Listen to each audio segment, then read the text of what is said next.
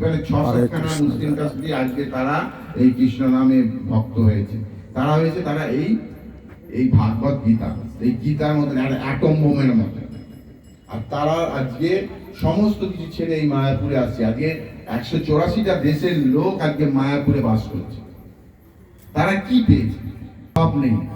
আমাদের ধরুন একটা শহরে গ্রামে যদি আমাদের থাকে কারো লাইট বা রাস্তা কোনো সমস্যা, কিন্তু আমেরিকার মতন দেশ, উন্নত দেশ, তাদের যদি একটা বাড়ি থাকে তার রাস্তায় কল সমস্ত কিছু, তাদের সমস্ত ফেসিলিটি রয়েছে, কিন্তু তাদের একটাই শুধু অভাব ছিল, ভগবত প্রীতি, ভগবত প্রেম।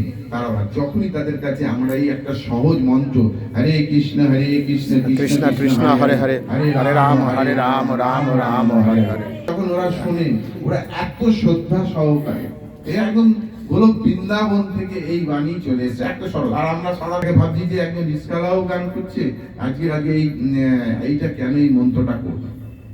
এই একটা মহামন্ত্র, কেউ যদি কোনো পুজো করে, যদি 3বার শুধু হরে কৃষ্ণ নাম বলে করে, তার পুজো ভগবান গ্রহণ করে নেবে।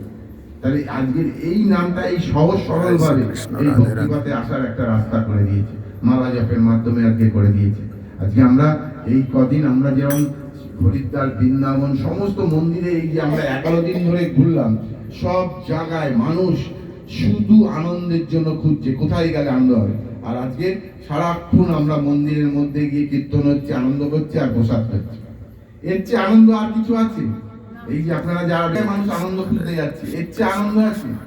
কি করবে? শুধু আগে মানুষ সত্য যুগে ধ্যান, কলিযুগে কি আছে, এত সহজ নিত্যানন্দ প্রভু, চৈতন্য প্রভু আমাদের একটা সহজ দিয়ে দিয়েছে, শুধু হাতে তালে দিয়ে একটু হরে কৃষ্ণ নাম করো আর প্রসাদ খাও, প্রভু আর কিছু করতে হবে। এই করলেই ভগবত ধামে চলে। কিন্তু আমরা তাও পারছি না। কেন আসছে না? আমরা কেন পারছি না? আমাদের মধ্যে এখনো পর্যন্ত চৈতন্য জ্ঞান ফেরেনি। মন ষষ্ঠ ইন্দ্রিয়, আমাদের এখনো ইন্দ্রিয়গুলো আমাদের কৃষ্ণের প্রতি চলে। তাই বলছে 24 hours Krishna consciousness, every senses must be engage Krishna consciousness. মানে প্রত্যেকটা সেন্সেস, আমাদের যে মন ষষ্ঠ ইন্দ্রিয়, চোখ, নাক, কান, অমরেশ মহারাজ তার চোখ দিয়ে কি আমাদের দেখতে বলেছে? ভগবানকে দর্শন করতে বলেছে।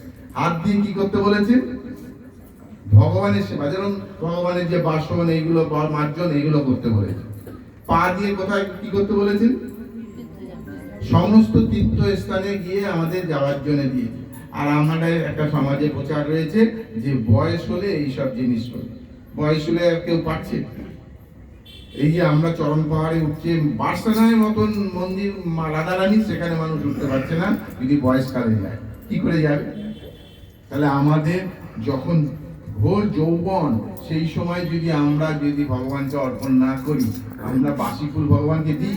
রাধে রাধে। যখন 60 বছর 70 বছর হচ্ছে, তখন আমরা গিয়ে ভগবানের নাম করছি, না বলতে পারছি, মালা জপ করতে বলছি, মালা জপ করতে পারছি।